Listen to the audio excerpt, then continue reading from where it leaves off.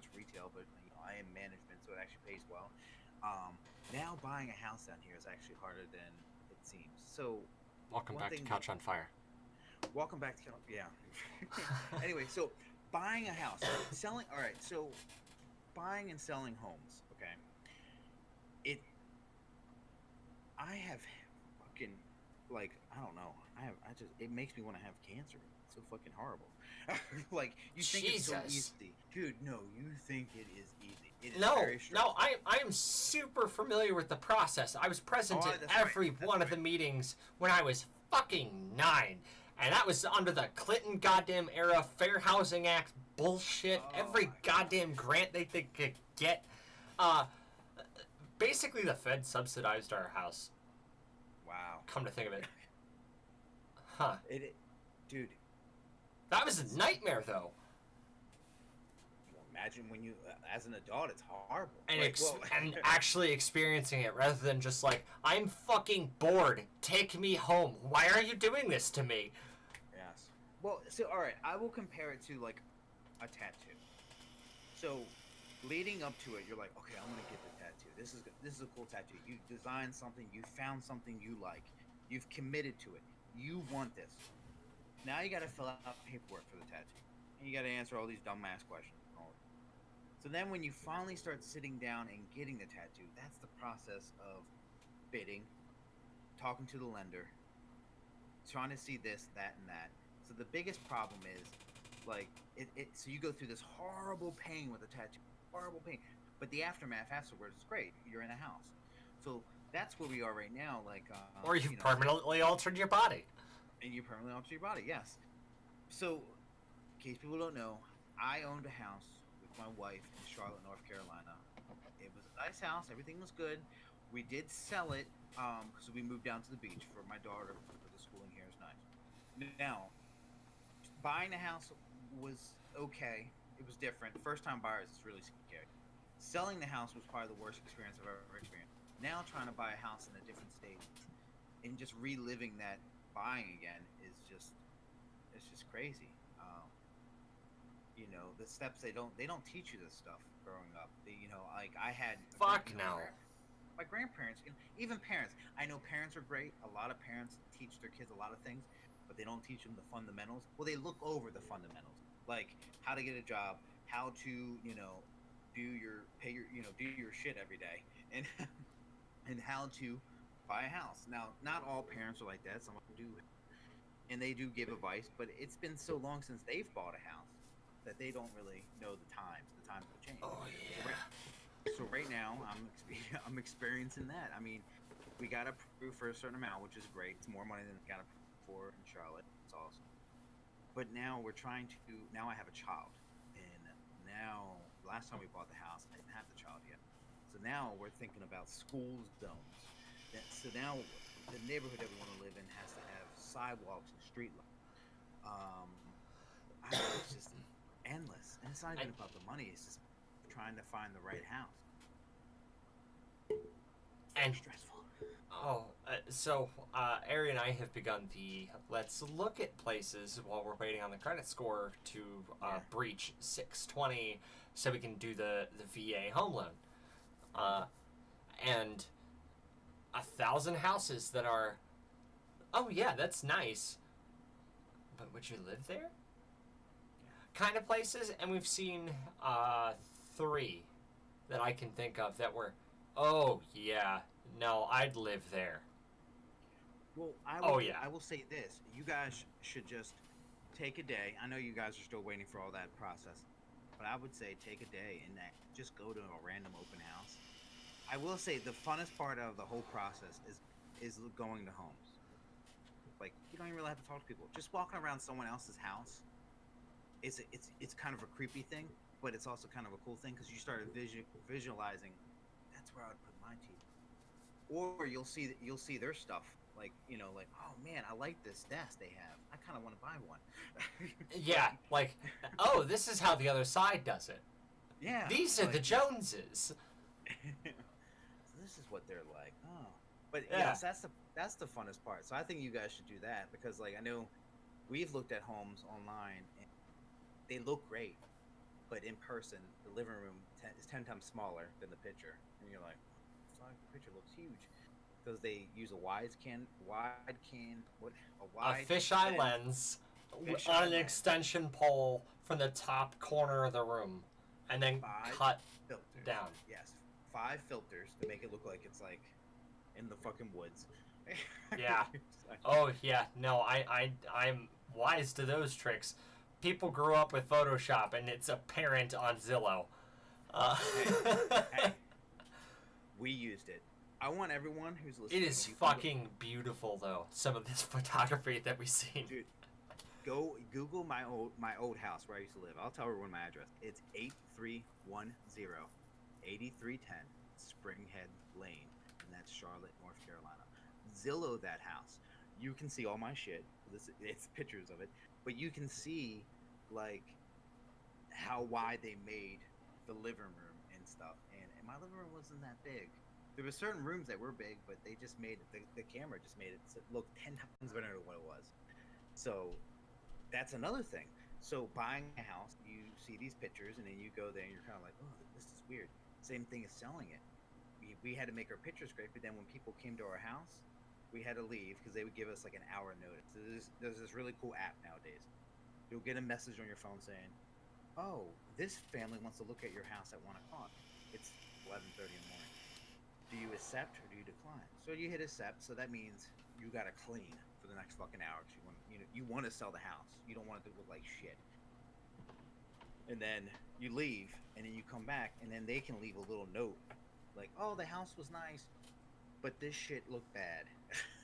And they've said some shit about my house, and then you get really defensive. You're like, who are these people telling me that my house looks like this? And like, it's just, This is my fucking house, you chum. Yeah. And I want to see, like, so the person that bought our house, we never got to see them. When you sell the house, you sit down, or when you buy a house, you sit down with the people selling it, or buying it, and you hand them the key. It's literally well, you don't really hand it to them. You hand it to your lawyer, and your lawyer hands it to the realtor, and the realtor hands it to their stuff. Yeah. But it's just kind of, so you get to see them, but sometimes they don't want to be there. But I want to know who's living there. So we parked up the road, and we watched them going to Isn't that illegal? Well, no, because we left the house. Dude, my hair is fucking out right now. I hope you guys are watching this shit. Anyway, I'm serious. So we got notified at 3 o'clock this family wanted to walk up the house. We were like, we don't feel like driving anywhere. We don't have anywhere to go. It's only for a half an hour. So we just parked in the court of the street. We watched them get out of the car. We watched them walk in there. We watched them open and close my garage door like 7 times. I mean, in the end, they ended up buying the house. But it's kind of creepy. But yes, I think, and then everything I'm saying right now, I would not change anything for the world. You should definitely buy a house, everyone. Oh yeah, because you actually own it. Yeah. Sure, I could punch a hole through this wall because I want to. It's mine. You want to piss off your back porch? I mean, people, fuck it. Okay. I mean, I'll do that in the balcony if my second floor apartment. But who cares? Just, yeah, you can be as loud as you want. Have you yet? I've done a lot of things in my life, Alex, that I'm not proud of. Because that's one of the first things I do when I move into a new place is pee in the backyard. Well, that's literally. It's mine. We're men, and that's what dogs do. They mark their territory. So. It's mine. This is mine. But yeah, buying. It's just, I don't know. But I'm looking forward to moving to a house. I'm gonna have it's just gonna be nice. But the process is horrible. Every time, because you're dealing with bureaucrats and paper pushers. Where do you want to live? I know we talked about it before. You guys, I know you guys were staying in Baltimore. No, we're looking over by Frederick or Salisbury. Those are our big two right now. Newmarket specifically. Honestly, like, I know people say Maryland is like expensive state. It But is. I've actually been looking at for shits and giggles. So because we're looking for homes here, but every time I look for homes, I always just put in like my old Joppa zip code Yeah. to see what's going on. And there's some nice houses actually for sale in my price range there right now. They're older, but yeah. So I, I mean, I've seen a few of them actually, especially on Rumsey. oh yeah, Yeah, and yeah. I mean, that made both me and Ari pause. Like, do we want to live that close to my parents? because then they will come see you. you won't, Yeah, you won't have to come see them. Um, yeah.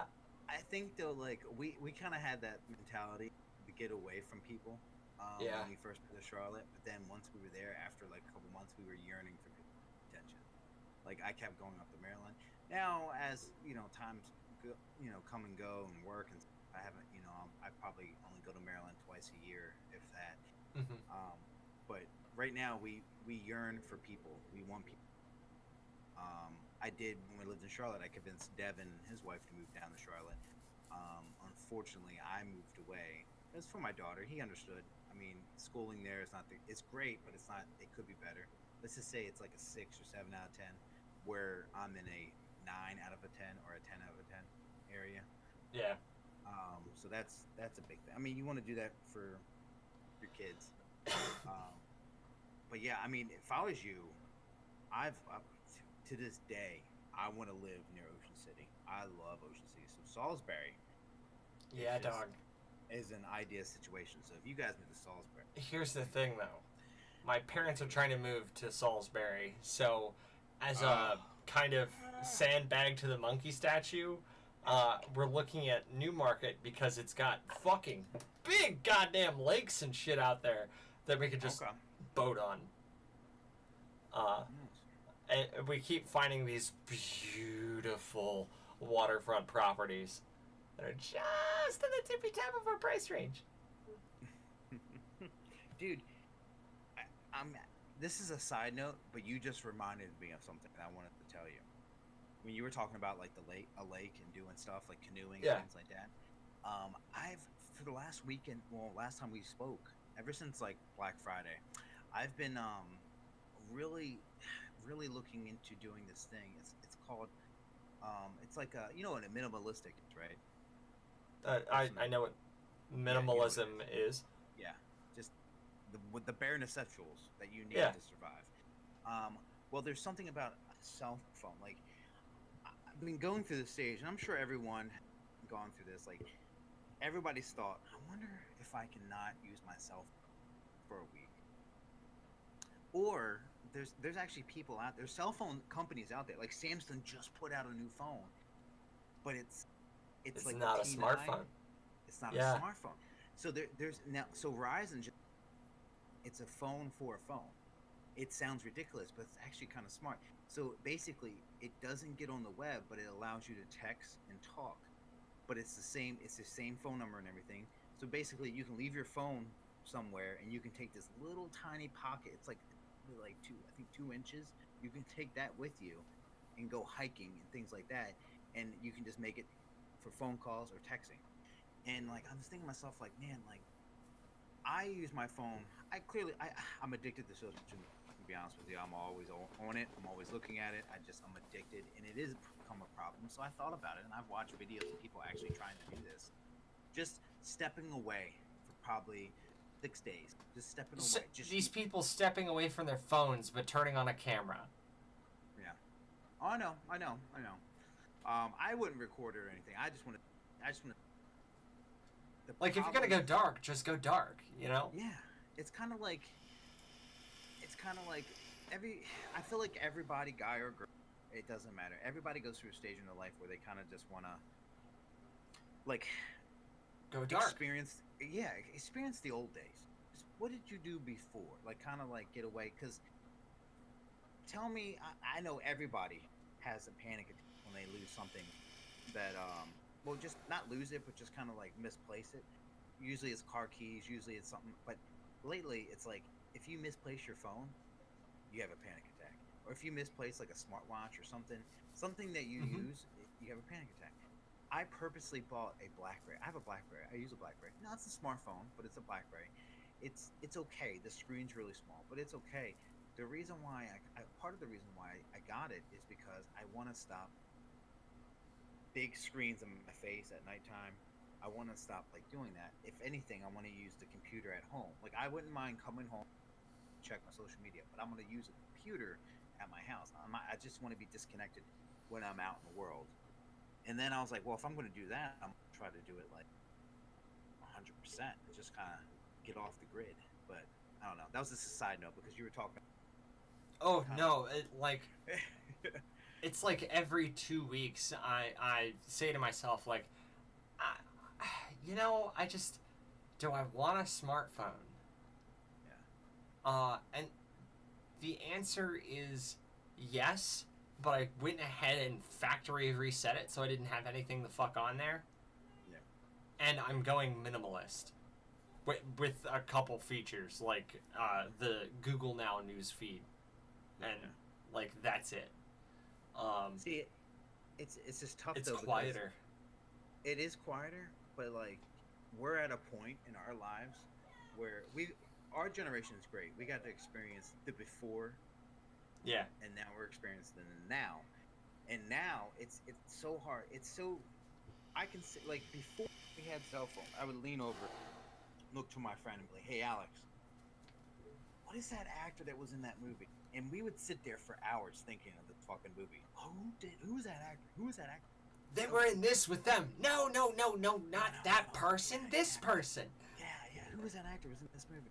Now, 4 seconds, maybe 5 seconds. Yeah. Bam, IMDb. Oh man, that movie. Okay, that actor. Yeah, that's his name. His name, Willem Dafoe. There you go. So it's just kind of one of those things where we're so lazy, or it's so convenient that it's just like it just comes natural to us. I want to try it, but then I'm so scared to try it because like I still I still do things. I pay my bills and I do stuff on the internet, and it's so hard to fish 100% walk away. But yeah, it is. It's very. It's my access to finance. Yes, it's like finance, phone, and like the news feed. Yeah. I've got like 1 or 2 messaging apps, and that's about it. So that's what I would say. Like the biggest things for me, YouTube would be the hardest thing for me to walk away. I think I can cut out social I've got media, YouTube. but YouTube would be the hardest thing for me. YouTube is like, it's TV. That's how I get my music. Yeah. A 1 hour chill step mix, 1 hour lo-fi and jazz mix. Like just, it's there's so much good music that nobody's ever heard. I use Spotify. I listen to podcasts, not just ours. Couch on Fire podcast. But, I also listen to other people's podcasts. And the only one I'll listen to anymore is Joe Rogan's. Joe Rogan, I watch his podcast before I listen. Yeah. Something about his mannerisms that are just outrageous. I'd rather see his mannerisms than try to predict. Like some comedians, amazing watching live, but then listening to them, you're just like, they're good, but just seeing them move and the way they do, like Mitch Hedberg. Yeah. I love Mitch Hedberg. Watching him is 10 times funnier because he doesn't do much, but when he does, his eyes are just like really stoned. He's like, really? I don't know. It's just. You didn't. If you've seen it once, you can listen with Mitch. Oh yeah. But you have to have seen it that first time. Yeah. To like truly grasp what's going on. Yeah. But yeah, so I'm really contemplating it. I just want to text and call on my cell phone. Now that I work a lot, I think it'd be easier. But the main problem is when there's nothing TV and there's nothing on Netflix that I want to watch right now, or I don't want to commit to a Netflix show, because that's the problem. Like I want to watch some stuff, but I don't want to commit to it. I watch YouTube videos, and I think that's my biggest thing. Or I scroll through Instagram, Snapchat, all that good stuff. So it's just crazy. I'm trying to get away from scrolling. I'll pop on YouTube videos while I work and stuff. Like prep myself for some code I'm trying to write later on that night, or like catch up on news or social commentary. that sort of shit. But that's it. Like, it's just I'm looking for viewpoints or music, and that's it. Like, I want to engage my brain all the time, but in like super narrow fields that I'm really interested in. See, that's why I don't know, like, I don't know if I've told the podcast, but I don't really, my hobby is this podcast, and I love doing this. But I really want to do something constructive. I really want to build something, and I've been wanting to step away from, my cell phone. So I've been playing with my daughter more. Not that I didn't play with her before, but I've been doing more things, putting down my cell phone. But I still tend to filter it. But one of the things that I really want to do that I haven't really too much, and Alex knows, I want to build a PC from the ground up. I know nowadays probably 70% of the world probably knows how to do it. It's Conwall. Him. Bring it? You said bring it? You're talking about Marco? No, I said bring him. Go ahead. Now. Like, no, I just want to say hi. Families. You gotta love them. Yeah. Man, guess who's a regular rapper? I mean, rapping gifts. He's good at that. Huh. Yeah. Come on, buddy. Dude, he's good at rapper. He's a good Yeah, I think rapper. he's better. That's awesome. A gift wrapper, Yeah. as it turns out. Very cool picture, buddy. Nice Santa hat. Thank you. The shirt matches. Yeah. It's almost bedtime. Yep. Time check. Time check. We got 22 minutes here, and the time. Awesome. Oh shit! Actually, 9. Oh yeah, no, it's almost bedtime. I gotta get going. I mean, well, that's fine. Yeah, I mean, this episode was just Minimalist rambling on. anyway.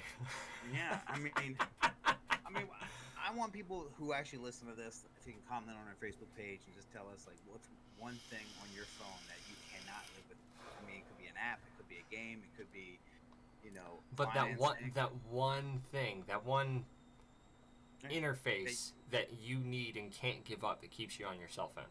Yes. I mean, mine's YouTube. I think Alex's is YouTube. Yeah. In second place, it would definitely be the finance, because I have all my bank stuff on there. So, but well, thank you, everyone. This was a pleasant welcome back. Love you guys. I know we had a hiatus for a little bit, but yeah, enjoy. Yep. Have a good night, gang.